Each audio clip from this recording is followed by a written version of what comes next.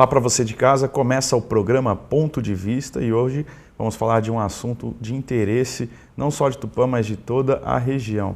Nós vamos falar sobre a concessão das rodovias.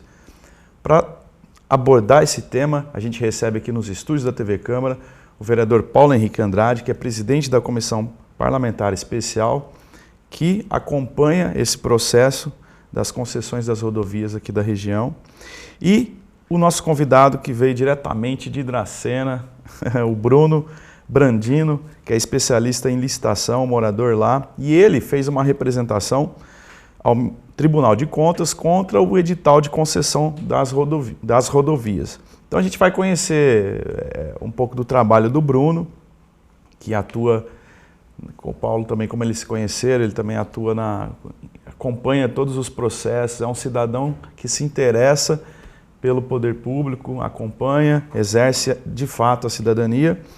E a gente vai entender o que você detectou ali de errado, que foi apontado, discutir um pouco também, né, Paulo, sobre o processo dessas concessões.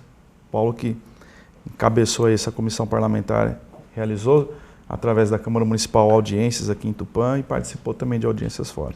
Realmente, como eu disse, é um assunto não só para Tupã, mas para a região. Né, Paulo? Realmente, Tiago, é um assunto bem caloroso aí, que a população ainda acha que não vai vir, caiu no esquecimento, mas a concessão da SP 294 aqui de Marília, de Bauru, né, até Panorama, realmente ela vai acontecer, são 1.200 quilômetros de concessão. E essa discussão que o Bruno teve e tem relacionado ao edital desse processo, realmente é salutar que a gente mostre e realmente divulgue. Essa concessão ela não passa pela Assembleia, é uma coisa discricionária do próprio governador. Então nós não estamos discutindo aqui se pode ou não pode, porque é um ato do governador e ele já anunciou, já fez propaganda disso, até mesmo em campanha, que iria privatizar grande parte das rodovias. E então realmente vai acontecer. Então o que nós vamos discutir aqui hoje é primeiro entender o que nós podemos buscar de melhorias e principalmente entender que o edital seja feito de maneira idônea, que é o que o Bruno fez e de forma brilhante aí nessa representação do Tribunal de Contas. Bruno, é um prazer recebê-lo aqui pela primeira vez na TV Câmara. E de início eu já quero saber o que você levantou nesse edital que permitiu um questionamento acatado pelo Tribunal de Contas. Olá, Tiago. Olá, Paulo. Agradeço o convite por estar aqui explicando o que aconteceu com a representação que encaminhei ao Tribunal de Contas.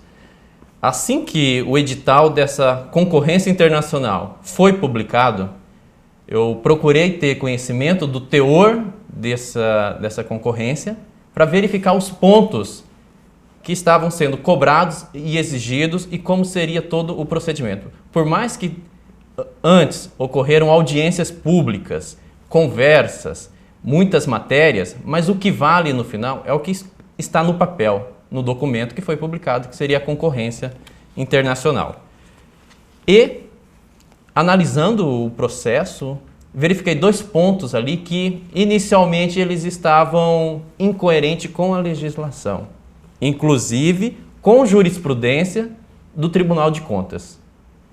E, questão de 2 semanas após, verifiquei jurisprudência, lei, ajuntei essa documentação, fiz a representação de casa mesmo, sem necessidade de ir a algum órgão público, e encaminhei para o Tribunal de Contas.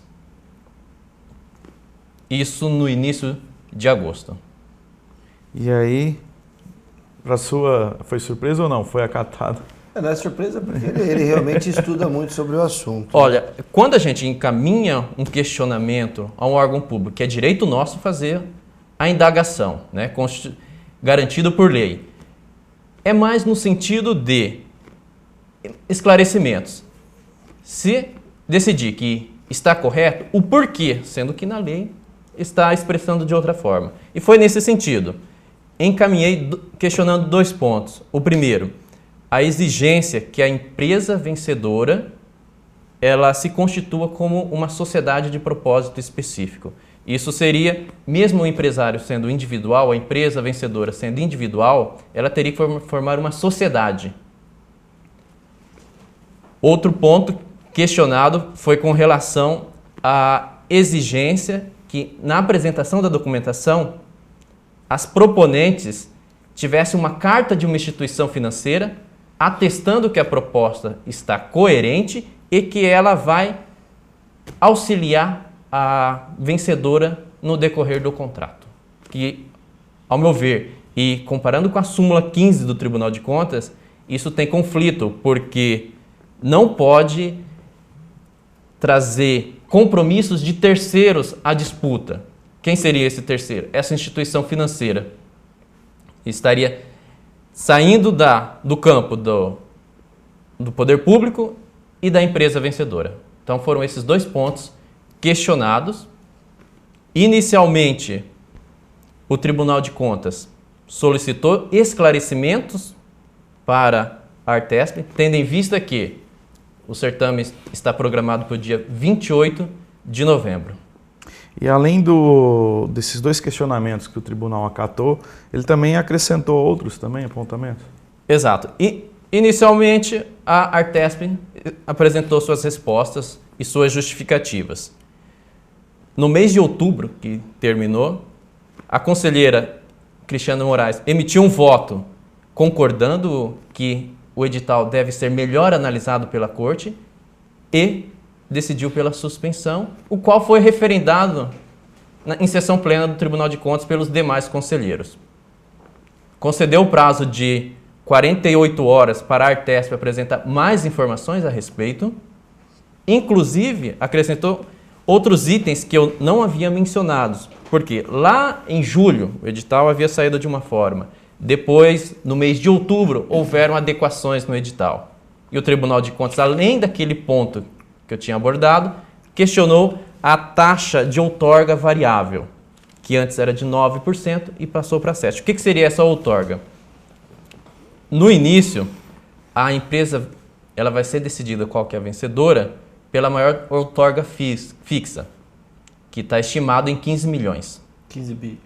A outorga é 15 milhões. Bilhões? O investimento É 15 bi. são 14 bilhões ao longo dos 30 anos.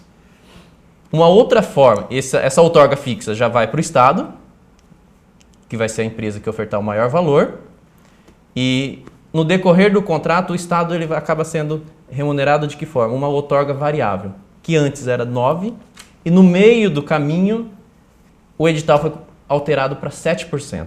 Então esse foi um ponto que o Tribunal de Contas pediu maiores detalhes para a Artesp para verificar o impacto dessa modificação. Só para esclarecer para a população que está assistindo, o governador falou que queria receber o menor valor possível por isso, por essa concessão, e o que ele queria era o investimento. Porém, em contrapartida, ele tem esse imposto que volta, que é o variável, sobre tudo que é recebido dentro da concessão.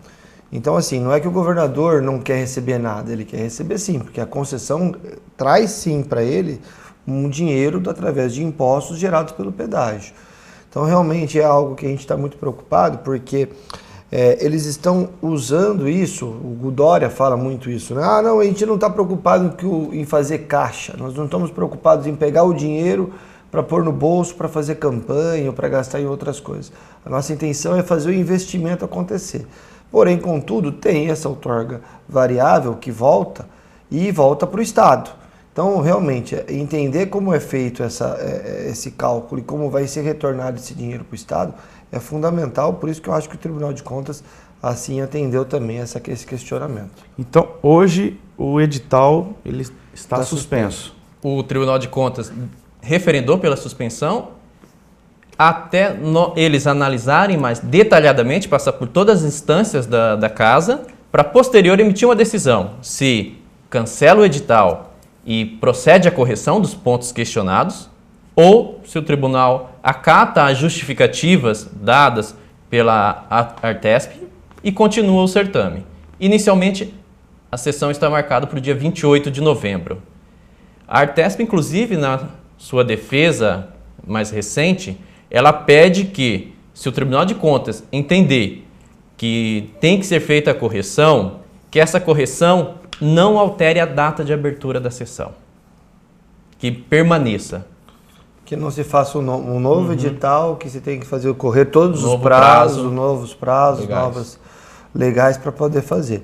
Uma questão, não sei, Bruno, se você chegou a questionar, eles falam nesse edital do ponto a ponto, da tarifa reduzida, e são coisas que a gente vem questionando até mesmo através da comissão que nós montamos especial aqui na Câmara, para entender o que seria esse ponto a ponto, o que seria essa questão da tarifa reduzida, quanto mais usa, menos paga, porque no próprio edital que foi nos passado, não há uma regra, não exemplifica isso. Vende-se uma vantagem, mas você não sabe como que você vai receber essa vantagem. Então, realmente, são os questionamentos que a gente está tentando marcar com a Artesp para ver se eles explicam para a gente. Não sei se você chegou a aprofundar esse assunto. Não. Esse assunto eu não questionei. O que foi questionado foram apenas termos técnicos do edital comparado com a legislação. Inclusive, a representação foi baseada em outros acordos do tribunal, em casos semelhantes, com as mesmas exigências, que o Tribunal de Contas julgou irregular e pediu para que o órgão público, naquela ocasião, procedesse com a correção.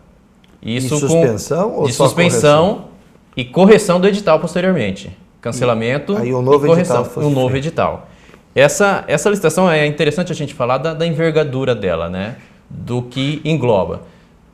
Como mencionado, são 14 bilhões de investimento ao longo de 30 anos, sendo que nos 3 primeiros anos, em torno de 800 milhões por ano, segundo as matérias que vêm sendo vinculadas, né, pela imprensa.